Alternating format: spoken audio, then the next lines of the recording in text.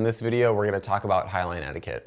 One of the things that we want to make you aware of is the fact that, as we get out there and explore new crags and new areas, we're going to be part of, overall user groups of the area. This is one thing that we encounter a lot at Smith Rock State Park is, not only are there highliners, but there's mountain bikers, rock climbers, hikers, and we got to respect and appreciate everybody who's actually, using the park. When you're a novice slackliner or really just getting into highlining, it can be a very big draw, because we see a lot of very prominent media depicting highlining and how neat it is, but we want to make sure that we don't step on other people's toes, especially when you're talking about using other people's gear. So when you do come to an area, make sure you try to check with the locals, make sure what the codes of conduct are for that particular area, just so you kind of conform to the standards that they've put out there and, like I said, not really step on people's toes. So if you are new to highlining and you have slacklined a little bit, there's a couple things that you want to be aware of. If you see a highline rigged somewhere, try your hardest to get in contact with the rig owner and make sure that they're okay with you getting on the slackline.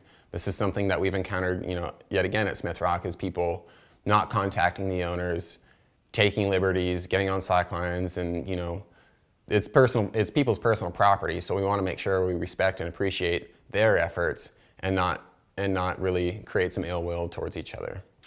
We also want to look at your abilities. Are you actually capable of walking a highline?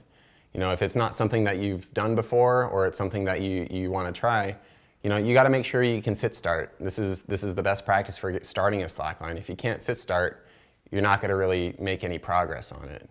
Or you're going to put yourself in a potentially dangerous situation where you step off from the side, and that's really where your biggest risk is falling back and actually hitting the cliff face or whatever anchor you may be attaching to.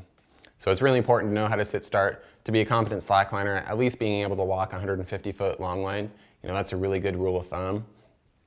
Also being physically fit, so you can actually, if you do take a fall and you do take a whip, that you can actually remount and climb back up. So we suggest that, practicing a mantle mount from below the line just on the ground to make sure that you can actually get your body up, rotate back over, and get on the line.